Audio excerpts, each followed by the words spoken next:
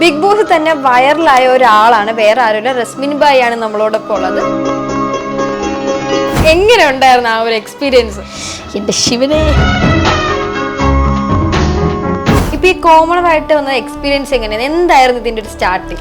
അതെന്താ അങ്ങനെ, അതെന്താ ഇങ്ങനെ, അതെന്താ അവർ പറയണ പോലെ ചെയ്താൽ എന്താന്നൊക്കെ പറഞ്ഞ് നമ്മളെ ഡിസ്കംഫർട്ട് ആക്കുന്ന ചോദ്യങ്ങൾ അവർ ചോദിക്കും. നമ്മളെ പോസിറ്റീവ്സ് മാത്രമേ അവർ കാണിക്കുള്ളൂ എന്ന് വിചാരിച്ചു പോകുന്നവരാണെങ്കിൽ പെടും. ജിൻഡുമായിട്ട് ഭയങ്കര വഴക്കായിരുന്നല്ലോ. അതെ അതെ, ജിൻഡോ ബ്രോനായിട്ട് ഭയങ്കര വഴക്കായിരുന്നു. ഇപ്പം നിങ്ങൾ ഭയങ്കര കോണ്ടാക്ട് ഒക്കെ ഉണ്ടോ? നമ്മൾ എത്ര പോസിറ്റീവ് അതിനകത്ത് കാണിച്ചാൽ അവരത് ഇടത്തില്ലായിരിക്കും. എനിക്കും സാറ്റിസ്ഫാക്ഷൻ കിട്ടിയ കാര്യം എന്ന് പറഞ്ഞാൽ ഞാൻ എൻ്റെ ഫാമിലിയായിട്ട്, ഫുൾ ഫാമിലിയായിട്ട് ഡൽഹി കാശ്മീർ ട്രിപ്പ് പോയി. ഇനി അതിലേക്ക് പോകാൻ ആഗ്രഹിക്കുന്നവരുടെ ശ്രദ്ധയ്ക്ക്, അതായത് നമ്മൾ അതിൻ്റെ അകത്ത് കാണുന്നതല്ല സത്യമല്ല.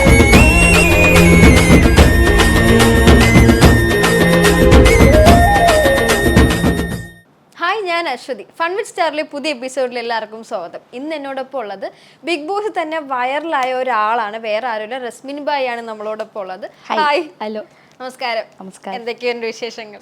സുഖമായിട്ട് പോണു. ഓക്കെ, ഇപ്പൊ ബ്രദറിന്റെ കല്യാണമൊക്കെ കഴിഞ്ഞ് അതിന്റെയൊക്കെ ഒരു എങ്ങനെ ഉണ്ടായിരുന്നു കല്യാണമൊക്കെ? കല്യാണം അടിപൊളിയാ. ആ അടിപൊളിയുടെ കാരണം കൊണ്ട് തന്നെ സൗണ്ട് ഒക്കെ പോയിരിക്കുക. അടിച്ചു പൊളിച്ചു, സൂപ്പറായിരുന്നു. ഡാൻസ് പ്രാക്ടീസ് ചെയ്യാൻ പറ്റ പാട്. കസിൻസിനെ എല്ലാവരും ഒരുമിച്ച് കൊണ്ടുവരാ, ഓരോ ടൈമിന് സെറ്റ് ആക്കുക, സ്റ്റെപ്പ് പഠിപ്പിക്കുക. പക്ഷെ രസമായിരുന്നു എല്ലാം. അയ്യോ, അതിൻ്റെ ഇടയിൽ അടി ഉണ്ടാവുന്നു, ബഹളം ഉണ്ടാവുന്നു. പക്ഷേ രസമാണ്. ഞങ്ങൾ ചെറുപ്പം മുതലേ ഞങ്ങൾ ഈ കസിൻസ് എപ്പോഴും എല്ലാത്തിനും ഒരുമിച്ചുണ്ടാവും. അപ്പോൾ ഈ ഒരു കല്യാണം വന്നപ്പോഴാണെങ്കിൽ എല്ലാവരും ഇനിഷ്യേറ്റീവ് എടുത്ത് വന്നു, എല്ലാവരും ഒരുമിച്ച് നിന്നു. രസമായിരുന്നു. അപ്പൊ ഈ കല്യാണത്തിന് കോമൺ ആയിട്ട് എല്ലാവരും ഒരു ക്വസ്റ്റ്യൻ ചോദിച്ചാണോ, ഇനി റസ്മിന്റെ കല്യാണം എപ്പോഴാ, റസ്മിന്റെ കല്യാണം എപ്പോഴും ചോദിച്ചാണല്ലോ? ഓ, സ്വാഭാവികമായിട്ട് ചോദിക്കല്ലോ. ബന്ധുക്കളൊക്കെ എങ്ങനെ അതിൽ നിന്നൊന്നും ബന്ധുക്കളാ ചോദ്യം നിർത്തി ഇപ്പൊ നാട്ടുകാരാ ചോദിച്ചോണ്ടിരിക്കുന്നത്. ഞാൻ ഒരു കമന്റ്സ് ഒത്തിരി കണ്ടായിരുന്നു, കല്യാണത്തിന് കുറച്ചുകൂടി നല്ല ഡ്രസ് ഇടായിരുന്നു, ഭയങ്കര സിമ്പിൾ ആയി പോയി. ഡ്രസ് അടിപൊളിയായിരുന്നല്ലോ, എല്ലാവരും റിസപ്ഷൻ ഡേ ആണെന്ന് തോന്നുന്നു, ഭയങ്കര സിമ്പിൾ ആയി പോയാലും മീൻസ് ആ ഒരു ഉദ്ദേശം ട്രഡീഷണൽ ആയിട്ട് വെച്ച്, അതായത് അതെ, അനിയന്റെ കല്യാണമാണല്ലോ, അപ്പൊ ചേച്ചി ഭയങ്കര ഹെവി ആയിട്ട് അതെന്താന്ന് വെച്ച് കഴിഞ്ഞാൽ എനിക്ക് അങ്ങനത്തെ ഡ്രസ്സിങ്ങിനോട് എനിക്ക് താല്പര്യമില്ല. എനിക്കിങ്ങനെ ഭയങ്കര സിമ്പിളായിട്ട് ഭയങ്കര കംഫർട്ടബിൾ ആവണം. ഇപ്പോൾ ഡാൻസ് ഒക്കെ കളിക്കാനുള്ളത്. അപ്പോൾ മറ്റേ ഞാൻ യൂഷ്വലി സാരിയും ഇതൊന്നും ഇടാറില്ല, പക്ഷേ അങ്ങനത്തെ ഡ്രസ്സ് ഞാൻ ചൂസ് ചെയ്യാറില്ല. ഇതാവുമ്പോൾ എനിക്ക് ഭയങ്കര കംഫർട്ടബിളാണ്. നമ്മളൊരാൾ ഡ്രസ്സിങ്ങിൽ നമ്മൾക്ക് സാറ്റിസ്ഫാക്ഷൻ കിട്ടണമല്ലോ. അപ്പോൾ നമ്മൾ നമ്മുടെ കംഫർട്ടബിൾ ആയിട്ടുള്ള ഡ്രസ്സ് ഇട്ട് കഴിഞ്ഞാൽ അതാണ് അടിപൊളി. ഓക്കെ, ഇപ്പം കഴിഞ്ഞ വർഷം ഇതേ സമയം ബിഗ് ബോസ് അവിടെയായിരുന്നു. എങ്ങനെ ഉണ്ടായിരുന്നു ആ ഒരു എക്സ്പീരിയൻസ്? എൻ്റെ ശിവനെ, അടിപൊളിയായിരുന്നു. നല്ല ഒരു രീതിയിൽ പറയുകയാണെങ്കിൽ ഭയങ്കര നല്ല എക്സ്പീരിയൻസ് ആയിരുന്നു. പക്ഷെ കുറച്ച് നമുക്ക് ബുദ്ധിമുട്ടുണ്ടാക്കുന്ന കാര്യങ്ങളും ഉണ്ടായിരുന്നു. ഞാൻ ഇതിനു മുന്നേ പറഞ്ഞിട്ടുണ്ട്, അതായത് നമ്മുടെ എല്ലാ ക്യാരക്ടേഴ്സും വെളിയിൽ വരുന്ന ഒരു പ്ലാറ്റ്ഫോമാണത്. അതായത് നമ്മൾ പോലും അറിയാത്ത, നമ്മളിൽ ഹിഡൻ ആയിട്ട് കിടക്കുന്ന ക്യാരക്ടേഴ്സ് വരെ നമ്മൾ ആ സമയത്ത് വെളിയിൽ വരും. കാരണം നമ്മൾ അത്രയും പ്രഷറില്ല. നമ്മുടെ സിറ്റുവേഷൻ നമുക്ക് മാത്രമേ മനസ്സിലാവുള്ളൂ, അല്ലെങ്കിൽ അതിൻ്റെ അകത്തുള്ളവർക്കേ മനസ്സിലാവുള്ളൂ. പുറത്തിരുന്ന് കാണുന്നവർക്ക് ഇവളെന്തീ കാണിക്കണമെന്നൊക്കെ ആയിരിക്കും, പക്ഷെ അതിൻ്റെ ഉള്ളിൽ അനുഭവിച്ചവർക്ക് അതിന്റെ വിഷമം മനസ്സിലാവുള്ളൂ. ഇപ്പൊ അതൊരു കോമണർ ആയിട്ടാണ് വന്നത്. എല്ലാവർക്കും അങ്ങനെ വരാൻ ഭയങ്കര ആഗ്രഹം. ഇപ്പൊ ആൾക്കാർക്ക് നമുക്ക് സെലിബ്രേറ്റ് ആയാലേ വരാൻ പറ്റില്ല. അങ്ങനെ ഇപ്പൊ ഈ കോമണർ ആയിട്ട് വന്ന എക്സ്പീരിയൻസ് എങ്ങനെയാണ്? എന്തായിരുന്നു ഇതിന്റെ ഒരു സ്റ്റാർട്ടിങ് എന്താ പറയുക, കോമണർ ആണല്ലോ. അപ്പോൾ ഞാനിങ്ങനെ എൻ്റെ ഗ്രാൻഡ് ഫാദർ മരിച്ചിരിക്കുന്ന ഒരു സമയമായിരുന്നു. അപ്പോൾ വീട്ടിലാണെങ്കിലും കുറച്ച് പ്രശ്നങ്ങളുണ്ടായിരുന്നു. അപ്പം ഞാനിങ്ങനെ മൊത്തത്തിൽ ഇങ്ങനെ ഭ്രാന്ത് പിടിച്ചിരുന്ന സമയത്ത് എൻ്റെ ഫ്രണ്ട് ഓൾറെഡി എനിക്ക് ഇത് അയച്ചിട്ടുണ്ടായിരുന്നു. അപ്പം അല്ല, അതിന് തൊട്ട് മുന്നേ, അതായത് ഇതൊരു 1 വീക്ക് ആ ഒരു സമയത്താണ്. അപ്പം ഇത് അയച്ചു തന്നപ്പോൾ ഞാൻ വിചാരിച്ചു എങ്ങോട്ടെങ്കിലും ഓടി രക്ഷപ്പെടണം എന്നുള്ളൊരു മൈൻഡ് ഉണ്ടായിരുന്നു. പക്ഷെ പോയി പെട്ടതാണ്. അതെ. അപ്പൊ ഞാൻ എന്നിട്ട് ഞാൻ ചുമ്മാ ഇരുന്ന് വീഡിയോ എടുത്തു, ജസ്റ്റ് അയച്ചു കൊടുത്തു. അപ്പൊ അവര് അതിന് ഒരു 3-4 വീക്സ് കഴിഞ്ഞപ്പോഴേക്കും ഫസ്റ്റ് ഒരു ഇന്റർവ്യൂവിന് വിളിച്ചു. സൂം മീറ്റിംഗ് ആയിരുന്നു. ഇന്റർവ്യൂവിൽ നമ്മളെ എല്ലാ കാര്യങ്ങളും അവർ ചോദിച്ചു മനസ്സിലാക്കും. അങ്ങനെ കുറെ 2-3 ഇന്റർവ്യൂ കഴിഞ്ഞിട്ടാണ് സെലക്ട് ആയത്. അപ്പൊ എന്താണ് ഈ ചോദിക്കുന്ന ഇന്റർവ്യൂ? ഇപ്പൊ ആൾക്കാർക്കൊക്കെ അതറിയാൻ ഭയങ്കര ഇൻട്രസ്റ്റിംഗ്. കാരണം ഇനിയിപ്പോ ബിഗ് ബോസ് തുടങ്ങാൻ കുറെ പേര് എൻ്റെ അടുത്ത് ചോദിക്കുന്നുണ്ട് എങ്ങനെയാണ് ഒരു കോമണർ ആയിട്ട് കയറാൻ പറ്റുന്നത്.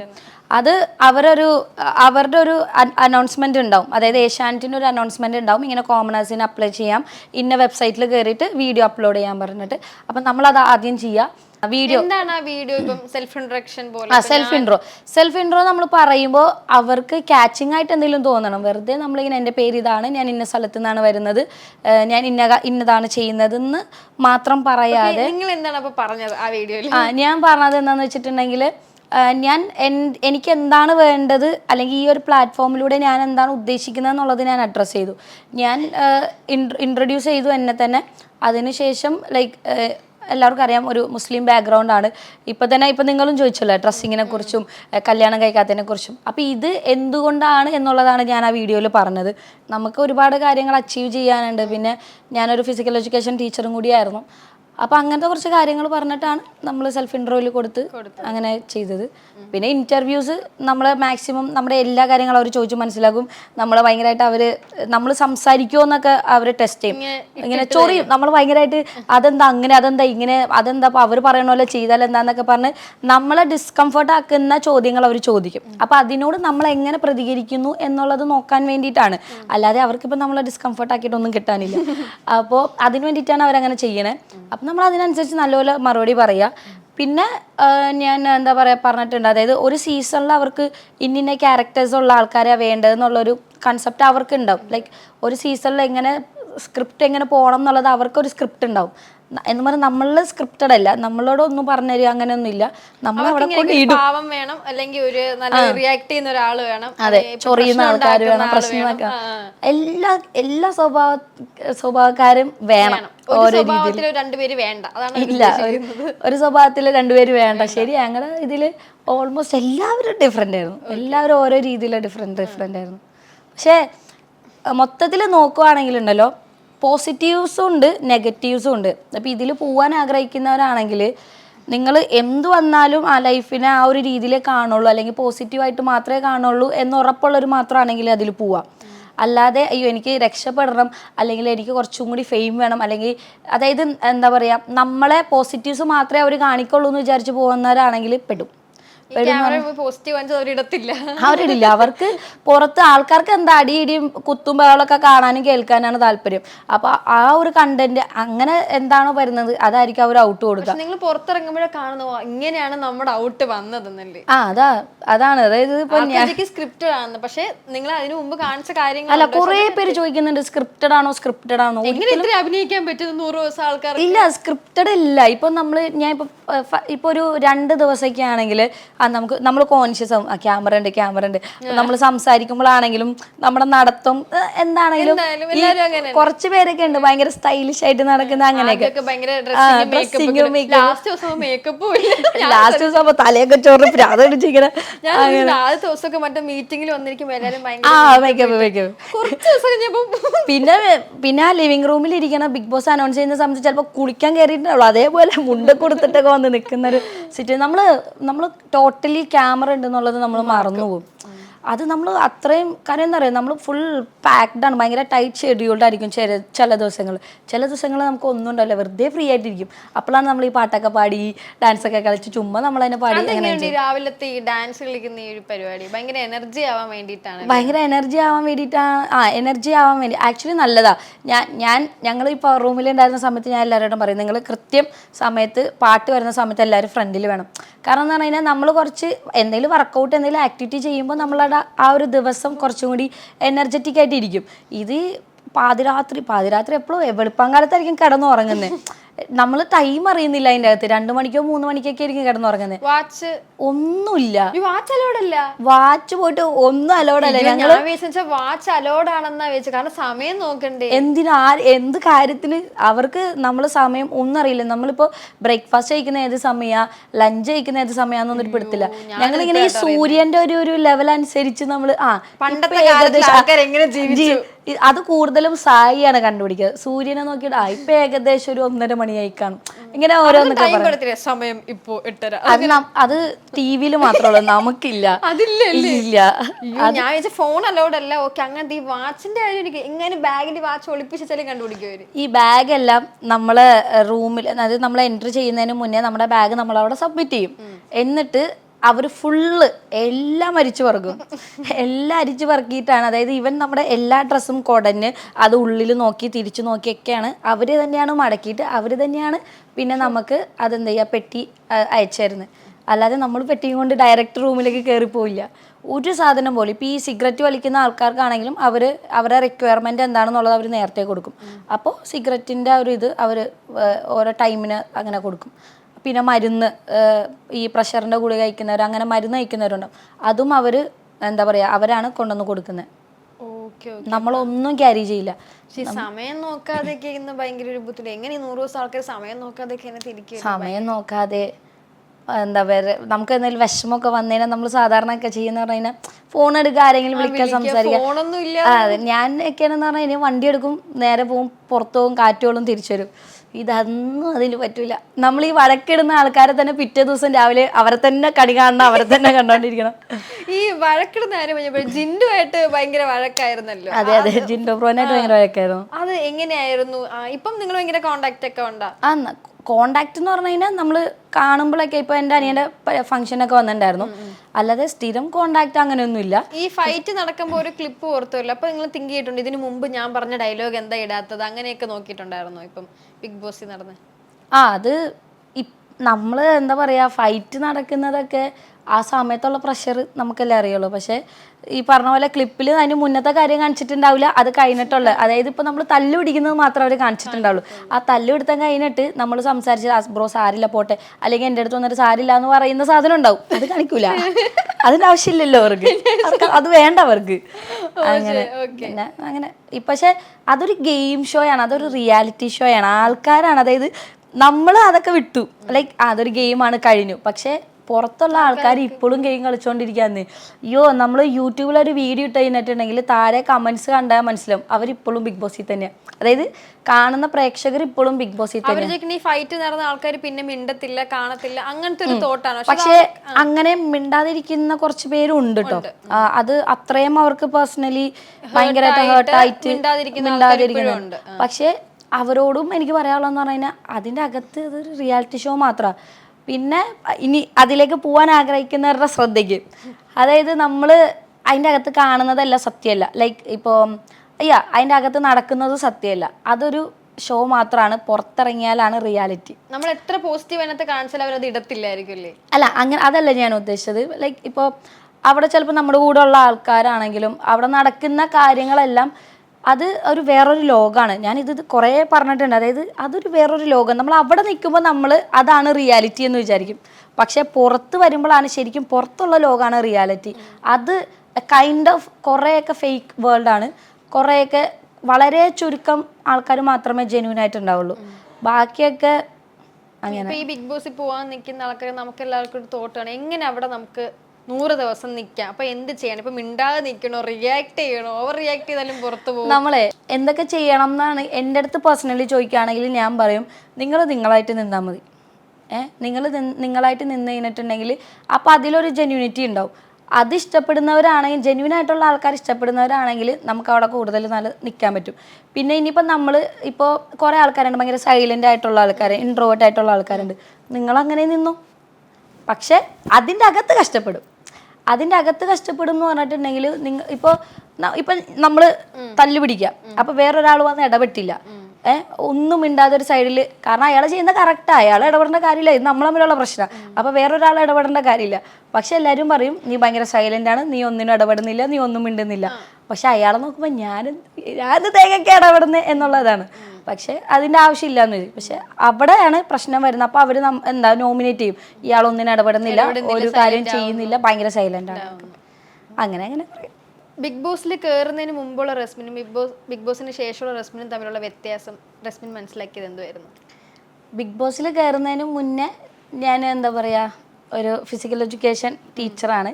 ബിഗ് ബോസ് കഴിഞ്ഞതിന് ശേഷം ഞാൻ ഫിസിക്കൽ എഡ്യൂക്കേഷൻ ടീച്ചിങ് ഇപ്പോൾ കണ്ടിന്യൂ ചെയ്യുന്നില്ല, ഞാനിപ്പോൾ PhD ചെയ്തുകൊണ്ടിരിക്കുകയാണ്.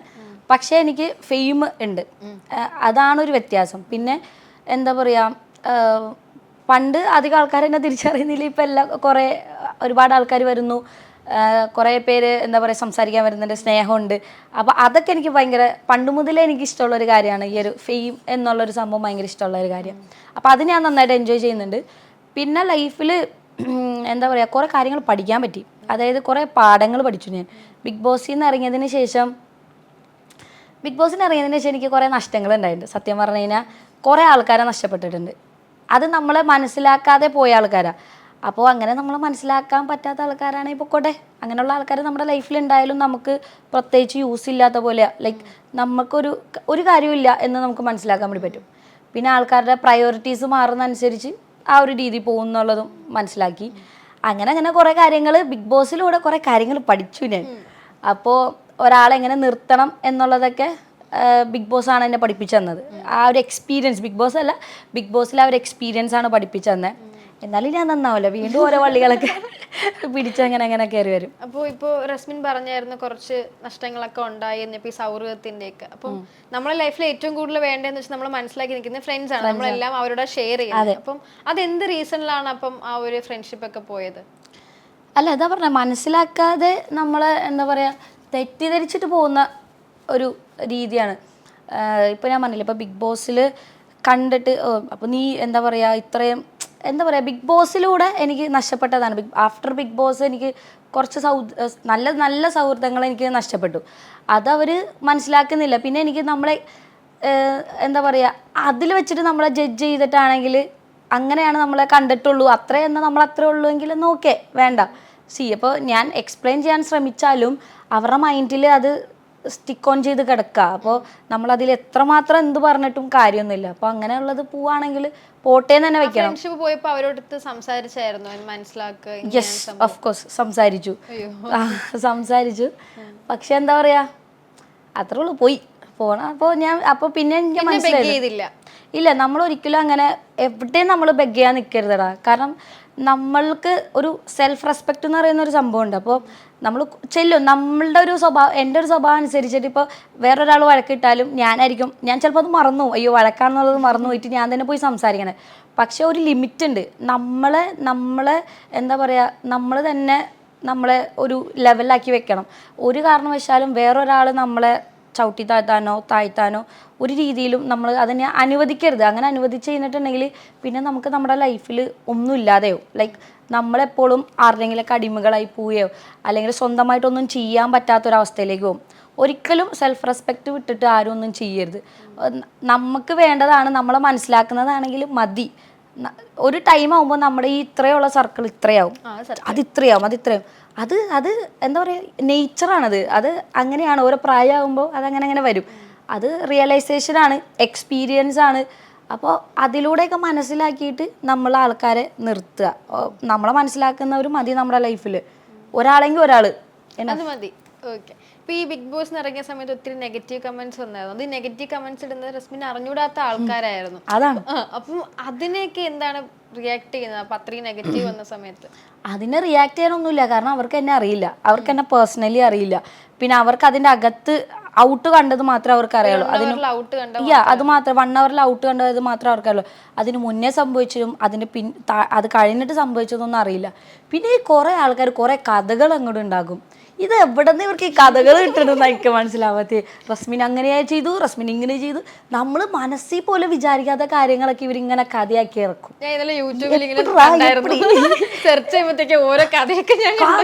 എന്തോരോ കഥകൾ ഇറങ്ങണേ. അപ്പോൾ ശരിക്കും ഇതൊക്കെ ജസ്റ്റ് എൻജോയ് ചെയ്ത് വിടുക. കാരണം ഇതൊന്നും നമ്മളെ ബാധിക്കുന്നില്ല എന്നുള്ളത് കാണുമ്പോഴാണ് അവർക്ക് വിഷമം. അപ്പോൾ അവർ കൂടുതൽ ഇതാവും. പിന്നെ ചിലർ മതിയായിട്ട് നിർത്തിയിട്ട് പോകും.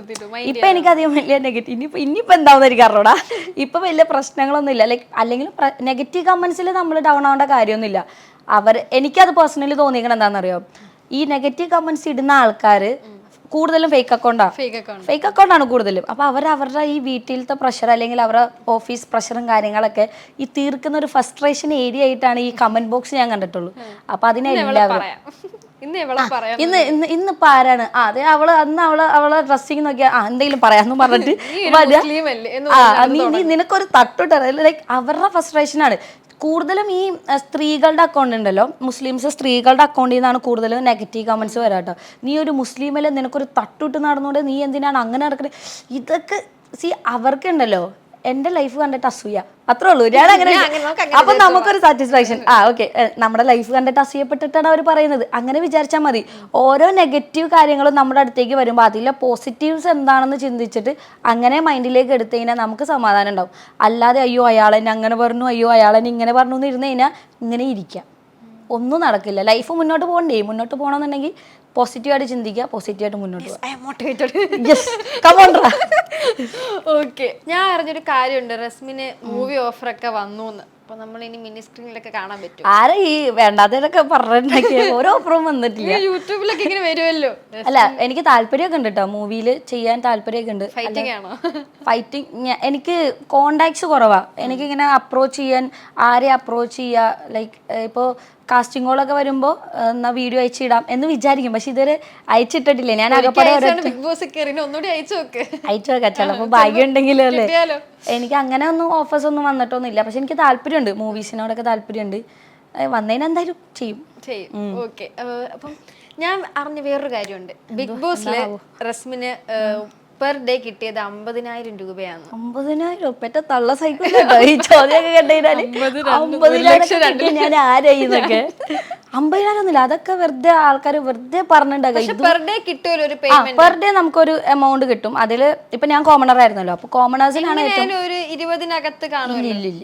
ഇല്ല മോളൂസേ, അത്രയില്ല. അപ്പൊ എമൗണ്ട് ഒന്നും പറയാൻ പാടില്ല, അത് പറയാൻ പറ്റില്ല. അപ്പൊ നമുക്കൊരു എമൗണ്ട് കിട്ടും. കോമണേഴ്സിനായിരിക്കും അപ്പോൾ ഏറ്റവും കുറവ്. എന്താ പറയാ, എക്സ്പീരിയൻസ്ഡ് ആയിട്ടുള്ള ആർട്ടിസ്റ്റിനൊക്കെ ആ ഒരു റേഞ്ച് എമൗണ്ട് ഒക്കെ വരും. അപ്പൊ ഈ കിട്ടിയ പേയ്മെന്റ് വെച്ച് എന്താണ് മേടിച്ച ഫസ്റ്റ് ബിഗ് ബോസിന് കിട്ടിയ പേയ്മെന്റ് വെച്ച്? ബിഗ് ബോസിൽ നിന്ന് കിട്ടിയ പേയ്മെന്റ് വെച്ചിട്ട് 73 ദിവസം ഉണ്ടായിരുന്നു, അപ്പം കുറച്ചുണ്ടായിട്ടുണ്ടായിരിക്കും കുറച്ചൊക്കെ. അല്ല അതിൽ GST ഒക്കെ പോകും, അത് വേറെ കാര്യം. പക്ഷെ ഞാനുണ്ടല്ലോ, എനിക്ക് വേണ്ടി ഒന്നും ഇതുവരെ മേടിച്ചിട്ടില്ല. ഞാനൊരു ഐഫോൺ മേടിക്കണമെന്ന് വിചാരിച്ചിട്ട് പോലും ഞാൻ മേടിച്ചിട്ടില്ല.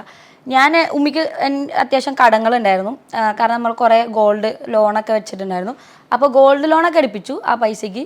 പിന്നെ ഞാൻ ചെയ്ത ഒരു കാര്യം എന്ന് പറഞ്ഞാൽ, എനിക്കും സാറ്റിസ്ഫാക്ഷൻ കിട്ടിയ കാര്യം എന്ന് പറഞ്ഞാൽ, ഞാൻ എൻ്റെ ഫാമിലിയായിട്ട് ഫുൾ ഫാമിലിയായിട്ട് ഡൽഹി കാശ്മീർ ട്രിപ്പ് പോയി. അത് അത്യാവശ്യം നല്ല പൈസ പൊടിഞ്ഞു. അതാണ് ഞാൻ എൻ്റെ ലൈഫിൽ ചെയ്തേക്കുന്ന, എൻ്റെ ഫാമിലിക്ക് വേണ്ടി ചെയ്ത ഏറ്റവും വലിയൊരു കാര്യം. കാരണം എൻ്റെ ഉമ്മി എന്ന് പറഞ്ഞിട്ടുണ്ടെങ്കിൽ കേരളത്തിന് വെളിയിൽ അധികം പോയിട്ടില്ല. ഉമ്മയാണെങ്കിൽ എന്നേക്കാളും അധികം ആഗ്രഹങ്ങളും സ്വപ്നങ്ങളും ഉള്ള ഒരാളായിരുന്നു. പക്ഷേ കല്യാണം കഴിഞ്ഞ് അൺഫോർച്ചുനേറ്റ്ലി 3 കുട്ടികളൊക്കെ ആയി. അങ്ങനെ ഉമ്മിക്ക് ലൈഫ്, കുട്ടികൾ, ജോലി, ആ ഒരു ബാധ്യത, ശരിക്കും അതൊരു ബാധ്യത തന്നെയാണ്. അങ്ങനെ ഒരു ലൈഫായി മാറി. അപ്പോൾ എൻ്റെ ഉമ്മിക്ക് ഭയങ്കര ഇഷ്ടമായിരുന്നു കാശ്മീരൊക്കെ പോകാൻ. അപ്പം ഞാനൊന്നും നോക്കിയിരുന്നില്ല. അപ്പോൾ ഫ്ലൈറ്റിലൊക്കെ ഫസ്റ്റ് ടൈം ആയിരുന്നു. ഉമ്മി ചെന്നൈയിൽ എൻ്റെ അവിടെ വന്നപ്പോൾ ഫ്ലൈറ്റിന് വന്നു. പക്ഷേ എൻ്റെ ഫാമിലി ഫുള്ള് ഫസ്റ്റ് ടൈം ഫ്ലൈറ്റിൽ കയറുന്നത് ഞാൻ ഡൽഹിക്ക് ട്രിപ്പ് കൊണ്ടുപോയ സമയത്താണ്. അപ്പോൾ അതെനിക്ക് ഏറ്റവും ഭയങ്കര അച്ചീവ്മെൻ്റ് ആയിട്ട് ഞാൻ കാണുന്ന ഒരു കാര്യമാണ്. പിന്നെ എല്ലാവരും വിചാരിക്കും, ഈവൻ റിലേറ്റീവ്സും ഫ്രണ്ട്സൊക്കെ ഇടയ്ക്ക് ഓരോരുത്തർ, റസ്മി ഒരു 50,000 രൂപ ഉണ്ടാവും, ഒരു കടമുണ്ട്, അവനായിരം 10 പൈസ ഉണ്ടാവില്ല അക്കൗണ്ടിൽ. അപ്പോൾ ഇവർ വിളിച്ചിട്ട് പൈസ 50,000 ഒക്കെ കടം ചോദിക്കുക. എല്ലാവരും വിചാരിക്കും കുറേ പൈസ ഉണ്ട്, കുറേ അങ്ങനെ നടക്കണം ഇങ്ങനെ നടക്കണമെന്നൊക്കെ. അങ്ങനെയൊന്നുമല്ല. ഇതിപ്പോൾ അനിയൻ്റെ ഡ്രസ്സാണ് കഴിച്ചത്, ചിലതൊക്കെ കൊളാബായിരിക്കും അങ്ങനെ. അപ്പോൾ ആ പൈസ എന്ന് പറഞ്ഞു കഴിഞ്ഞാൽ ഒന്ന് കുറേ കടങ്ങൾ വീട്ടി, പിന്നെ ട്രിപ്പ് പോയി, പിന്നെ ഞങ്ങൾ വീടൊന്ന് എന്താ പറയുക, ലീസിനൊരു വീടെടുത്തു. അപ്പോൾ കുറച്ച് പൈസ ആ ലീസിന് എടുക്കാൻ വേണ്ടിയിട്ട് കൊടുത്തു. അല്ലാതെ വേറെ ഒന്നുമില്ല. എനിക്കൊരു കാറ് മേടിക്കണം എന്നൊക്കെ ഉണ്ടായിരുന്നു, പക്ഷെ ഒന്നും നടന്നിട്ടില്ല. ഇനി നടക്കുമായിരിക്കും. എല്ലാവരും ഫസ്റ്റ് പേയ്മെന്റ് ഇടുമ്പോൾ നമുക്ക് സ്വന്തമായിട്ട് എന്തെങ്കിലുമൊക്കെ മേടിക്കും. പക്ഷെ റസ്മിൻ സ്വന്തമായിട്ടൊന്നും ഇതാക്കാതെ ഞാനൊന്നും മേടിച്ചിട്ടില്ല. ഫാമിലിക്കും വേണ്ടി അത് വലിയൊരു കാര്യം തന്നെ, ആരും ചെയ്യാത്തൊരു. അല്ല അങ്ങനെയൊന്നുമില്ല. കുറെ പേര് സത്യം ഞാൻ ഐഫോൺ എടുക്കും. ഞാൻ ഐഫോൺ എടുക്കണം ഇറങ്ങുമ്പോഴൊക്കെ ഇങ്ങനെ, മീൻസ് അതിനകത്തിരിക്കുമ്പോൾ കാൽക്കുലേഷൻ ഒക്കെ ഉണ്ട്, ഐഫോൺ എടുക്കണം, കാർ എടുക്കണം, അങ്ങനെ ചെയ്യണം ഇങ്ങനെ ചെയ്യണം. പക്ഷെ നമ്മൾ പുറത്തിറങ്ങി കഴിയുമ്പോൾ സ്വാഭാവികമായിട്ട് വീട്ടിലെ കാര്യങ്ങൾ ഇപ്പൊ തന്നെ പേയ്മെന്റ് മനസ്സിലായി. അല്ല ഒരു കാറ് ഫുൾ എടുക്കാനുള്ള അത് അത്രയൊന്നും ഇല്ല കേട്ടോ. നമ്മൾ ഒരു ഡൗൺ പേയ്മെന്റ് കൊടുത്തിട്ട് EMI കാർ എടുക്കാം, അങ്ങനെയൊക്കെയാണ് ചിന്ത. പക്ഷെ അതൊന്നും നടന്നില്ല. അപ്പൊ ഈ പെർ ഡേ വരുന്ന പേയ്മെന്റ് അന്നന്ന് അക്കൗണ്ടിൽ കയറുമോ? ഇല്ല, അതൊരു അന്നൊന്നും അക്കൗണ്ടിൽ കയറില്ല. ഫസ്റ്റ് 2 വീക്സിനുള്ളത് 2 വീക്സ് കഴിയുമ്പോൾ നമ്മുടെ അക്കൗണ്ടിലേക്ക് വരും. അപ്പോൾ എൻ്റെ ഇപ്പോൾ ആ പൈസ വന്നിട്ടാണ് എൻ്റെ ഡ്രസ്സും കാര്യങ്ങളും, അതിൻ്റെ അകത്തേക്ക് നമുക്ക് ഈ വീക്കെൻഡ്സിൽ ഓരോ ഡ്രസ്സും കാര്യങ്ങളൊക്കെ വേണമല്ലോ. അവിടെ തരുന്നില്ല, നമ്മൾ ഷോപ്പ് ചെയ്യുന്നതാണ്.